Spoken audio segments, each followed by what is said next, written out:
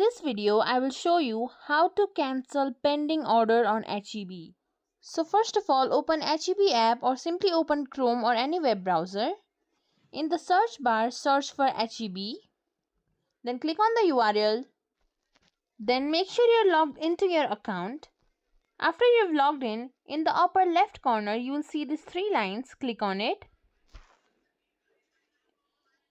Once you're logged in, you will find orders around here. Click on orders. Then you will find the list of your orders. Scroll till the end. Then you will find the view details button there.